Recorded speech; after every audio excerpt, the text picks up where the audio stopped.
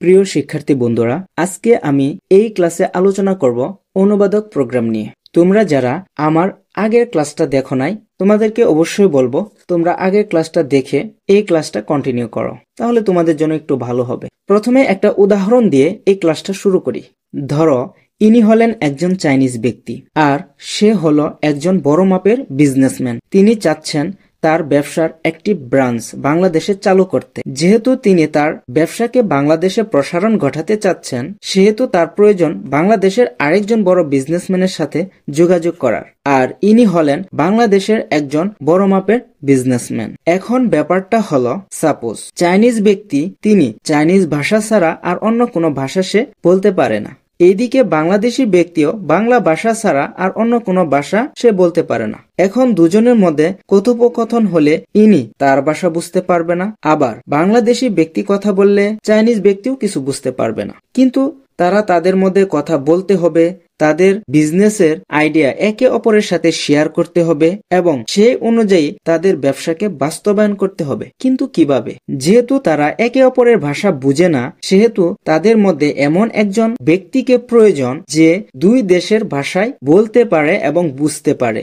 আর ইনি হলেন সেই ব্যক্তি যে দুই দেশের ভাষায় বলতে পারে এবং বুঝতে পারে। এখন চাইনিজ ব্যক্তি সে তার ব্যবসার আইডিয়াগুলো এই তৃতীয় ব্যক্তিকে বলবে এবং এই তৃতীয় ব্যক্তি চাইনিজ ব্যক্তির ভাষাকে বাংলা ভাষায় ট্রান্সলেট করে বাংলাদেশি ব্যক্তিকে বলে দিবে এবং বাংলাদেশি ব্যক্তি কথা বললে এই তৃতীয় ব্যক্তি বাংলা ভাষাকে চাইনিজ ভাষায় রূপান্তর করে চাইনিজ ভাষায় অনুবাদ করে চাইনিজ ব্যক্তিকে বলে দিবে। এভাবেই এই তৃতীয় ব্যক্তির মাধ্যমে তারা একে অপরের সাথে কথা বলে নিবে। ঠিক কম্পিউটারের ক্ষেত্রে এমনটাই ঘটে। ছাগল যেমন মেমে ভাষা ছাড়া আর অন্য কোনো ভাষা সে বলতে পারে না, তেমনি ভাবে কম্পিউটারও মেশিন ভাষা অর্থাৎ বাইনারি ভাষা 0 এবং 1 ছাড়া আর অন্য কোনো ভাষা সে বুঝতে পারে না। এখন মেশিন ভাষা ব্যতীত কম্পিউটারকে অন্য কোনো ভাষা বুঝাতে গেলে, অর্থাৎ আমরা যে ভাষায় প্রোগ্রাম রচনা করি সেই ভাষাগুলো কম্পিউটারকে বুঝাতে গেলে একটা ট্রান্সলেটরের প্রয়োজন হয়, ঠিক ওই তৃতীয় ব্যক্তির মতো যে দুই ভাষায় বুঝতে পারে। আর কম্পিউটার সিস্টেমে যে দুই ভাষায় বুঝতে পারে সেটি হলো অনুবাদক প্রোগ্রাম। অনুবাদকের কাজই হলো উচ্চস্তর ভাষাকে মেশিন ভাষায় রূপান্তর করা, অর্থাৎ যে সকল প্রোগ্রাম উৎস প্রোগ্রামকে বস্তু প্রোগ্রামে রূপান্তর করে তাকে অনুবাদক প্রোগ্রাম বলা হয়। এখন কথা হলো, উৎস প্রোগ্রাম কি এবং বস্তু প্রোগ্রাম কি? উৎস প্রোগ্রামকে ইংরেজিতে সোর্স প্রোগ্রাম বলে। উচ্চস্তর এবং অ্যাসেম্বলি ভাষায় লিখিত প্রোগ্রামকে উৎস প্রোগ্রাম বা সোর্স প্রোগ্রাম বলা হয়। বস্তু প্রোগ্রামকে ইংরেজিতে অবজেক্ট প্রোগ্রাম বলে। মেশিন ভাষায় রূপান্তরিত প্রোগ্রামকে বস্তু প্রোগ্রাম বা অবজেক্ট প্রোগ্রাম বলা হয়। অনুবাদক প্রোগ্রাম 3 ধরনের, যথা 1 অ্যাসেম্বলার, 2 কম্পাইলার, 3 ইন্টারপ্রেটার।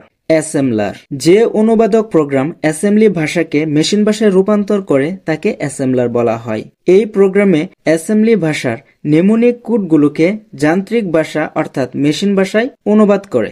এই সিস্টেমে প্রোগ্রামে কোনো অংশে ভুল হলে ইরর মেসেজ প্রদান করে। কম্পাইলার, যে অনুবাদক প্রোগ্রাম উচ্চস্তর ভাষায় লিখিত সম্পূর্ণ প্রোগ্রামটিকে একসাথে পড়ে মেশিন ভাষায় রূপান্তর করে তাকে কম্পাইলার বলে। যেহেতু এই প্রোগ্রামটি সম্পূর্ণ প্রোগ্রামকে একসাথে পড়ে মেশিন ভাষায় রূপান্তর করে, এই কারণে কম্পাইলার প্রোগ্রামটি দ্রুত গতির সম্পন্ন হয়ে থাকে এবং প্রোগ্রাম রচনা করতে সময় কম লাগে। এই সিস্টেমে যদি প্রোগ্রামটিকে একবার কম্পাইল করা হয়, তবে পরবর্তীতে ওই প্রোগ্রামটিকে আর কম্পাইলের প্রয়োজন হয় না। ব্যবহারকারী প্রোগ্রাম রচনা করার সময় যদি প্রোগ্রামে কোথাও ভুল হয়, তবে তা সংশোধন করার জন্য ব্যবহারকারীকে ইরর মেসেজ প্রদান করে এবং প্রোগ্রামের ভুলগুলো একসাথে প্রদর্শন করে। যেহেতু কম্পাইলার ভুলগুলোকে একসাথে প্রদর্শন করে, তাই ভুল ত্রুটি সংশোধন করা একটু কষ্টসাধ্য হয়ে পড়ে। কম্পাইলার প্রোগ্রামটি আকারে বড় হয়ে থাকে, তাই এটি ব্যবহারে কম্পিউটার মেমোরিতে জায়গাও বেশি লাগে।